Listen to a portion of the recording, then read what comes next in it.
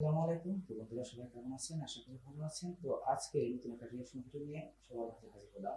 তো আমি আরিফ আছি আপনাদের সাথে। আজকের ভিডিওকে মিস করবেন না। ডানা কাটা পরি আজকে এই ভিডিওতে রিঅ্যাকশন দেব। তো কিভাবে ডানা কাটা পরি হলো বা কি কারণে সে ডানা কাটা পরি, তো আজকের এই ভিডিওতে সম্পূর্ণটাই আলোচনা করব। তো কোনোভাবেই আজকের এই ভিডিওটা মিস করবেন না। তো চলুন ভিডিওটা শুরু করা যাক। আমাদের ডানাকাটা পরি নাকি ভাড়ায় চালিত গাড়ি হয়ে গেছে। না মানে নাগরিক টিভির বার্তা প্রধান ডানাকাটা পরির ইজ্জতের মায়ের বাপ পাকিস্তান করে ছেড়ে দিছে। যদিও তার কোনো কালেই ইজ্জত ছিল না, তারপরও আসলে যত ওর তো ইজ্জতই ছিল না, আবার ওই ইজ্জতের কি মায়ের বাপ করে দিচ্ছে। তো আসলে জানাকাটা করি যে আমার আমার আমার কাছে মানে পার্সোনালি অনেক ভালো লাগে তার চেহারা ফেস কাটিং, কিন্তু ইজ্জতের কথা বলি বা চরিত্রের কথা বলি সেটা তার বলা লাগবে না, তাই ভালোভাবে জানি দেখি কি মানে রেলগাড়ি করে দিচ্ছে সেটা আমি দেখি চলে। টুকু ইজ্জত বাকি ছিল সেটুকুও খেয়ে দিছে। 2021 সালে বসুন্ধরা গ্রুপের মালিকের ছেলে জ্যান্তপীর আনভিশা ভান্ডারী সাহ ডানাকাটা পরীকে ভাড়া করে দুবাই নিয়ে যান। সেখানে গিয়ে তারা ভরপেট খাওয়া দাওয়া করেন। খাওয়া দাওয়া শেষে আচ্ছা, পীরে কামেল আনভিশা ভান্ডারী ঘর পেটে খাওয়া দাওয়া করছে মানে কোন হিসাবে এটা বুঝাতে চাইতেছে যে বসুন্ধরা গ্রুপের যে এমডি সে তাকে ভাড়া করে নিয়ে গেছিল। আসলে সে ভাড়াই অনেক চলিত। আর বিশেষ করে টাকা হলে কি না পাওয়া যায়।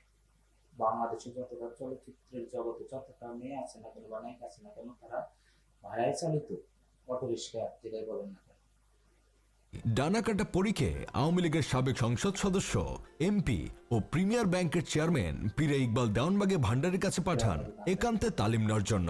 সেখানেও তারা ভরপেট খাওয়া দাওয়া করে। পীরে তাহলে ইকবাল দেওয়ানবাগী ভান্ডারি খাওয়া দাওয়া শেষে তৃপ্তুর ঢেকুর তুলে ডানাকাটা পরীকে সাপ্লাই দেন মানবতার আম্মু শেখ হাসিনার সাবেক মেয়ের জামাই পীরে খন্দকার মাসরুর হোসেন ভান্ডারির কাছে। বিলাসবহুল আরমানিয়া হোটেলে তারা খাওয়া দাওয়া করেন। ডানাকাটা পরীকে খাওয়ার পর দুঃখিত, মাফ করবেন, ডানাকাটা পরীর হাতে রান্না করা খাবার খাওয়ার পর পীরে খন্দকার মাসরুর সাহেব ভান্ডারী এতটাই খুশি হয়েছিলেন যে ডানাকাটা পরীকে উনি লুইস ভুইটন থেকে শপিং করিয়ে দেয়। আর এজন্যই নাকি তৎকালীন প্রধানমন্ত্রী মানবতার আম্মু শেখ হাসিনা ডানাকাটা পরীর উপর তেলে বেগুনে জ্বলে ওঠেন।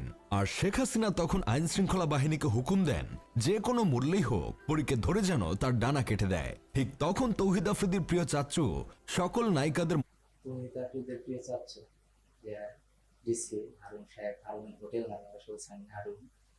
তো ডানা কাটা পরি, ডানাটা কেটে দেওয়া উচিত ছিল। আসলে তার প্রকৃতপক্ষে পরিণামটা না। বাবা মা, প্রত্যেকটা বাবা মা চায় তার ছেলে হোক মেয়ে হোক সে ভদ্রতা বজায় রাখবে বা চরিত্রটা ঠিক রাখবে, কিন্তু নায়িকার ক্ষেত্রে এটা পুরোটাই ব্যতিক্রম। বিশেষ করে বাংলাদেশে যে নায়িকার জগৎ আছে বা চলচ্চিত্রের জগৎ আছে পুরোটাই ব্যতিক্রম। কিছু কিছু নায়িকাদের জন্য আমাদের চলচ্চিত্র ইন্ডাস্ট্রি, চলচ্চিত্র যতগুলো আছে নায়িকা আছে সবাই দুর্নাম হয়ে যায় শুধুমাত্র এইসব কিছু নায়িকাদের জন্য। মধ্যমণি 3 ইঞ্চি টুনটুনি বিশিষ্ট পুরুষ ডিবি হারুন শেখ হাসিনাকে বলেন, 3 ইঞ্চি টুনটুনি আপনারা সবাই জানেন, 30 সেকেন্ডে কয়েক সেকেন্ডের ভিডিও কিছুদিন আগে ভাইরাল হয়েছিল বা কিছুদিন আগে ভাইরাল হয়েছিল।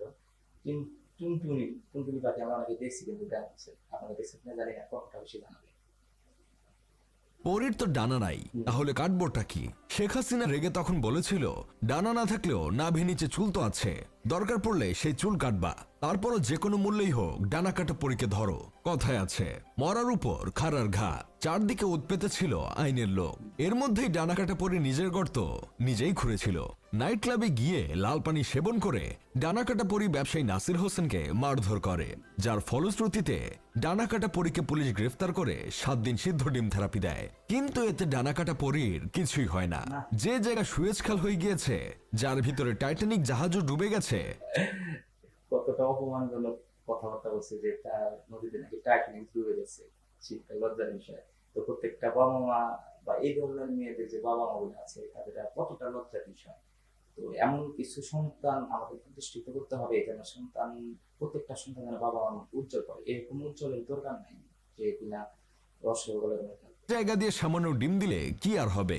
সবাইকে মধ্যম আঙ্গুল দেখিয়ে 27 দিন পর জামিনে জেল থেকে মুক্তি পান ডানাকাটা পরী। জেল থেকে বের হয়ে ডানাকাটা পরী লুঙ্গি পরে লুঙ্গি ডান্স দেন, জাতিকে বুঝিয়ে দেন পরী কি জিনিস।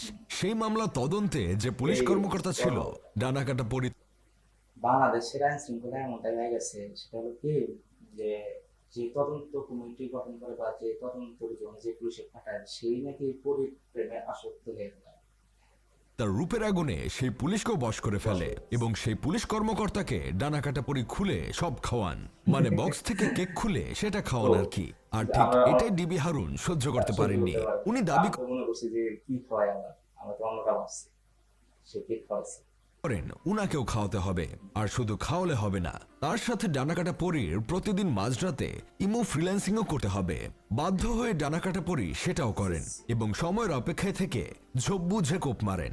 ধারণা করা হয় হাউন আঙ্কেল থেকে রাতারাতি টুনটুনি হারুন হয়ে যাবার পিছনে ডানাকাটা পরী দায়ী। 3 ইঞ্চি টুনটুনি দেখানোর ভিডিও নাকি ডানাকাটা পরী ভাইরাল করেন। আমার বন্ধু কেরামতে মতে একটা কথা হলো কি যে মানে পরি যে আসলে তার চেহারা দিক দিয়ে মাশাআল্লাহ অনেক সুন্দর, চরিত্রের দিক দিয়ে জিরো। আর ডানা কাটা পরি যে নামটা দিছে, হ্যাঁ ভালো দিছে, পরিচালক পরি নামটা দিছে, কারণ তার চেহারা চরিত্রে মানে চেহারা ফিগার থেকে শুরু করে সব দিকেই সে অনেকটাই পাকে বা অনেকটাই সুন্দর, কিন্তু চরিত্রের দিক দিয়ে সে জিরো।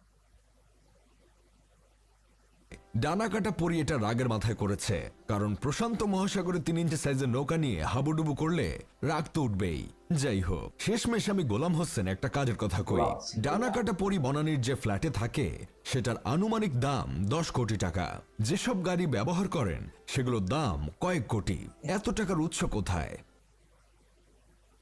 আসলে যে যে ফ্ল্যাটে থাকে বা যে ভাবে থাকে এত টাকা উৎস কোথায়, সে যদি দেহ ব্যবসা না করে এত টাকা কোথায় পাবে? আর বাংলাদেশের চলচ্চিত্রের জগতে একটা নিজের ছবি নির্মাণ করলে কত টাকা একটা পারিশ্রমিক বেশি কিন্তু দেয়। ইন্ডিয়ার কথা বলেন, সেখানে অনেক পারিশ্রমিক দেয়, 1 কোটি 1.5 কোটি 5 কোটি বলতে দেয়।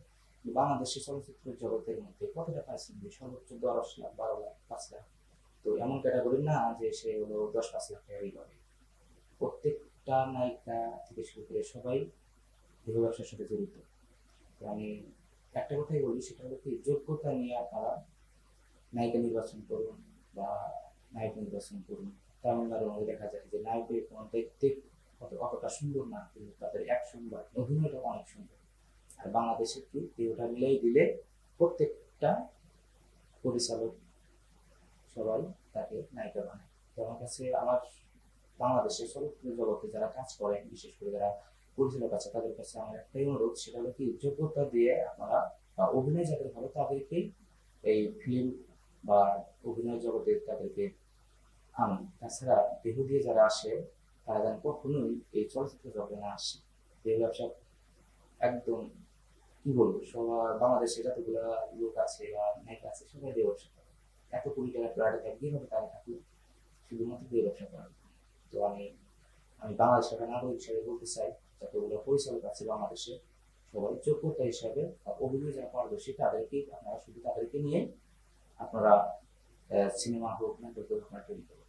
তাছাড়া যারা দেহ ব্যবসা নিয়ে বা দেহ দেখিয়ে চলচ্চিত্র জগতে আছে তাদেরকে আপনারা বাছাই করুন। তো এই ছিল আজকের ভিডিও। পরিমণের বিষয়ে বা ডানা কাটা পরির বিষয়ে যদি আপনার কোনো মন্তব্য থেকে থাকে অবশ্যই কমেন্ট বক্সে জানাবেন। আজকের মতো আমি এখানে বিদায় নিচ্ছি। সবাই ভালো থাকবেন, সুস্থ থাকবেন, আল্লাহ হাফেজ।